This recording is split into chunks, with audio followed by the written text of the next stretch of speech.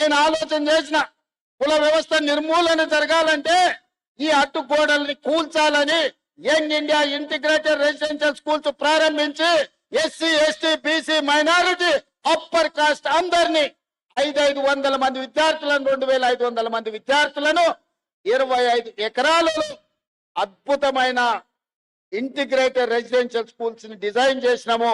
ఈ రోజు నిర్మాణ దశలో ఉన్నాయి, తొందరలోనే పూర్తయితాయి. ఇలా చదువు ఒక్కటే కాదు, స్కిల్స్ ఉండాలి. ఈనాడు ప్రపంచంలో వైట్ కాలర్ జాబ్లు ఏఐతో పోతున్నాయి. ఈ రోజు బ్లూ కాలర్ జాబ్లు సృష్టించాలి అని అంటే శిక్షణ నైపుణ్యం ఉండాలి, వృత్తి నైపుణ్యం ఉండాలి. అందుకే ఈరోజు యంగ్ ఇండియా స్కిల్స్ యూనివర్సిటీని ప్రారంభించుకున్నాం. మన భారత్ ఫ్యూచర్ సిటీలోనే యూనివర్సిటీ తయారవుతుంది. డిసెంబర్ 9 నాడు ప్రారంభించుకోబోతున్నాం. ఇప్పటికే 1000 మందికి శిక్షణ ఇస్తే 1000 మందికి ఉద్యోగ ఉపాధి అవకాశాలు దొరికినాయి. అదే కాదు, ఇంతకుముందు నేను వస్తున్నప్పుడు స్పోర్ట్స్ గ్రౌండ్ లో పిల్లలు కనిపించారు.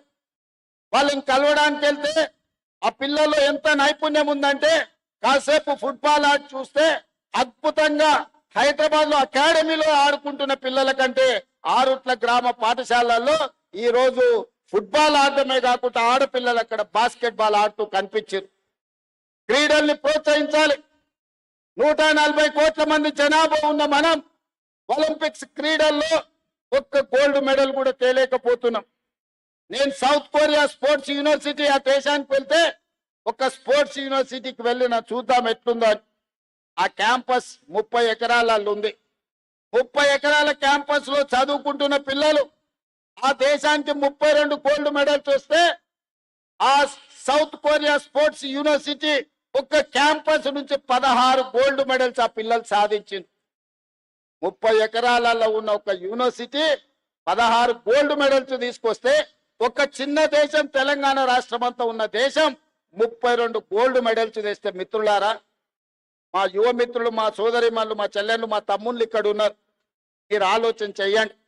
140 కోట్ల జనాభా ఉన్న ఈ దేశం ఈనాటి వరకు 75 సంవత్సరాల స్వతంత్ర భారతంలో ఒక్క గోల్డ్ మెడల్ తెచ్చుకోలేదంటే ప్రపంచ దేశాల ముందు తల దించుకోవాల్సిన పరిస్థితి దేశంలో ఉందా లేదా? ఈ చరిత్రను తిరిగి రాయాల్సిన అవసరం మన తెలంగాణ బిడ్డల మీద ఉన్నదా లేదా ఒక్కసారి ఆలోచన చేయండి. అందుకే ఈనాడు ఎవరు విమర్శించినా ఏమనుకున్నా సరే అని యంగ్ ఇండియా స్పోర్ట్స్ యూనివర్సిటీని పబ్లిక్ ప్రైవేట్ పార్ట్నర్షిప్ లో ప్రారంభించినాం. 2034 ఒలింపిక్స్ లో తెలంగాణ రాష్ట్రం నుంచి గోల్డ్ మెడల్ సాధించే విధంగా మన పిల్లల్ని క్రీడల్లో తీర్చిదిద్దే బాధ్యత ముఖ్యమంత్రిగా నేను తీసుకుంటా అని చెప్పి ఈ రోజు మీకు చెప్పదలుచుకున్నా. ప్రపంచ దిగ్గజం మెస్సీ ఫుట్బాల్ ఆడే వాళ్లకు నిలువెత్తు దేవుడు. ఆ మెస్సీని హైదరాబాద్ నగరానికి పిలిపించి కోట్లాది మంది క్రీడలకు పిల్లలకు స్ఫూర్తినివ్వాలి అని నేను ప్రయత్నం చేస్తే అందులో కూడా రాజకీయాలు ఎత్తి విమర్శించే కుసంస్కారం ఉన్న వాళ్ళు ఈరోజు తెలంగాణ రాష్ట్రంలో ప్రతిపక్షంలో ఉన్నారు.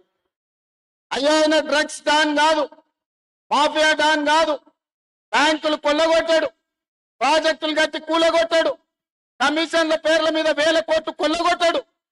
ఫుట్బాల్ మైదానంలో అద్భుతాలు సృష్టించే మెస్సీ తెలంగాణ రాష్ట్రానికి వస్తే గర్వపడాలి. ప్రపంచ దేశాల ముందు మన ఎస్సీ ఎస్టీ మైనారిటీ హాస్టల్లో ఉండే పిల్లల్ని ఉప్పల్ స్టేడియంలోకి తీసుకెళ్లి మెస్సీతో ఫుట్బాల్ ఆడించిన ఆ ఎస్సీ ఎస్టీ బీసీల పిల్లలు స్వయంగా ఎక్కడో టీవీలో చూసే మెస్సీతోని ఉప్పల్ స్టేడియంలో వాళ్ళు ఫుట్బాల్ ఆడితే వాళ్లకు జీవితకాలం మధుర జ్ఞాపకమా కాదా ఒక్కసారి ఆలోచన చెయ్యండి. ఇవాళ క్రీడల్ని ప్రోత్సహించాలని ఒకవైపు నేను ప్రయత్నం చేస్తుంటే రాజకీయ స్వార్థంతో రేవంత్ రెడ్డి మెస్సీని వేస్తాడా అని కొంతమంది కడుపులో మసిమసి అయిపోతున్నారు. వాళ్ళు ఎంత కుళ్ళుకుంటే మనకంత మంచిది. ఆ కుళ్ళుతోనే ఇట్లాంటి కుతంత్రాలతోనే కృషించిపోయి ప్రతిపక్ష హోదా కూడా రాకుండా వాళ్ళు కొట్టుకపోతారని నేను సంపూర్ణంగా విశ్వసిస్తున్నా.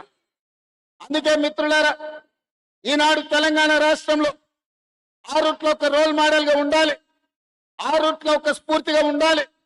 ఆరుట్ల పాఠశాల తెలంగాణ పునర్నిర్మాణంలో విధ్వంసమైన తెలంగాణ విద్యా విధానాన్ని వికాసం వైపు నడిపించాలంటే తెలంగాణకు ఆదర్శంగా ఆరుట్ల గ్రామం ఉండాలి, ఇక్కడ పాఠశాల ఉండాలి.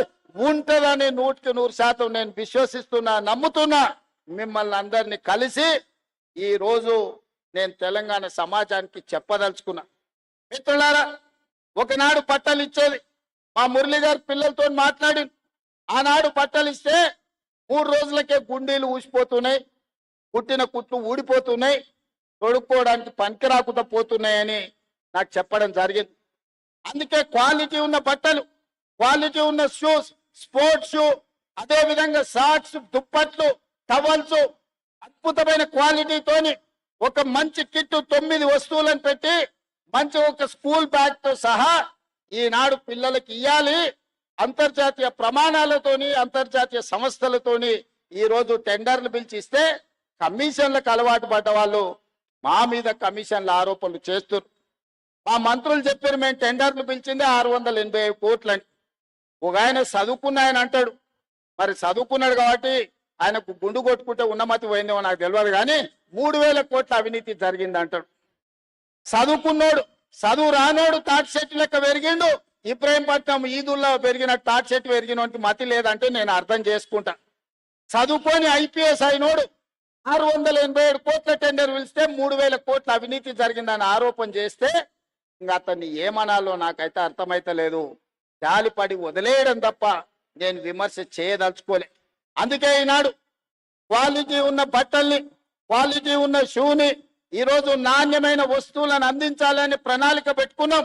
మా విద్యాశాఖ అధికారులు విడతల వారీగా జూలై ఆఖరి వరకు అందరి విద్యార్థులకు 100% అద్భుతమైన నాణ్యమైన వస్తువులను, బట్టలను అందించడానికి ఈరోజు ప్రణాళికబద్ధంగా కార్యక్రమాలు నిర్వహిస్తున్నారు. ఇవాళ డ్రగ్స్ కూడా ఒక మహమ్మారిగా మారింది. డ్రగ్స్ వ్యసనాల నుంచి బయటికి తేవాలి. గంజాయి, డ్రగ్స్ ఈ రోజు పెద్ద సమస్యగా మారింది. ప్రేమగా పెంచుకునే పిల్లలు మిత్రులతోటో, విలాసాలతోటో, లేకపోతే చిన్న